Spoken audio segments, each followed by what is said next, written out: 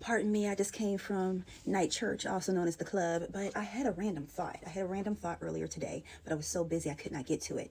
So I was thinking about 𝐴𝐻ERA. So 𝐴𝐻ERA was the consort of Yahweh, even El and Baal.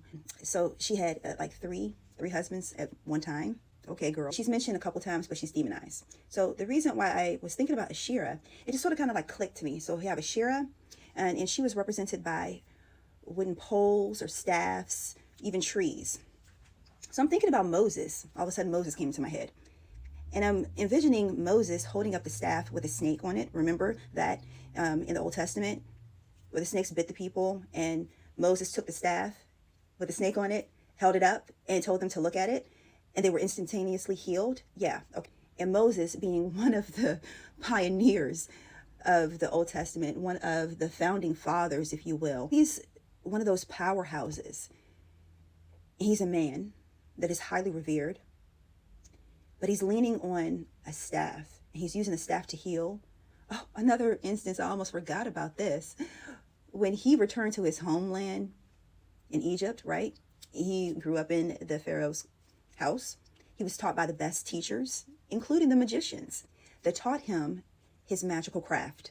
He went back there with a staff, but that same staff also could be a wand. We could say it's a wand, to use the magic that he was taught against the teachers that taught him that magic. But he perfected it in the wilderness. In my book, the Bible's Hidden Divination of Magic, I go over Moses and his staff, his wand. And I also have a part in there about his wife that he married in the desert. And her father was a high priest, also a master magician, a master wizard, a master witch. So he learned magic from the Egyptians, as well as, I forgot what those group of people are called, but from his wife's father. And he came back with his staff. Remember the burning bush? He got his staff.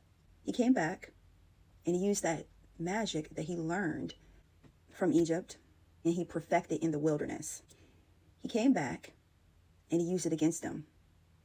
Actually, I have even a section inside of my book about the 10 plagues and the connection with the various types of divination and magic. So I'm like, okay, so if 𝐴𝐻ERA, who was written pretty much out of the Bible, you may have a couple instances of her mentioned here and there, but she was pretty much written out of the Bible and demonized.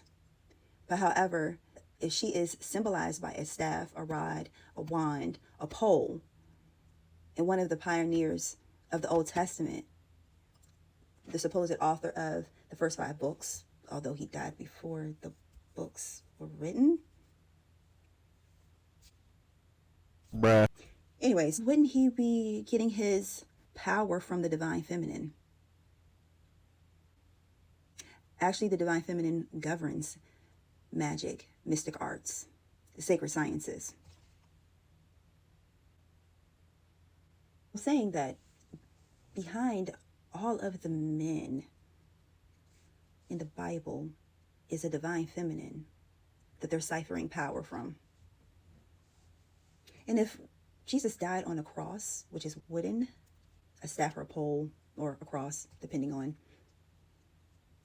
because let's be for real, the world wasn't ready for a female Messiah. If you were to take away the gender of Jesus, you didn't say he, people will read him as a woman. The only redemptive, regenerative blood that I know of is a woman's cycle, the healing blood.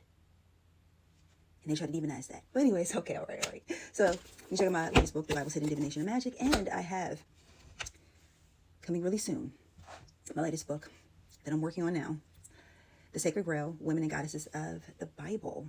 And I will be discussing 𝐴𝐻ERA. Yes, 𝐴𝐻ERA. Along with a whole lot of other powerful divine feminines. Literally, women and goddesses. Yes, goddesses of the Bible. All right. Just another random thought.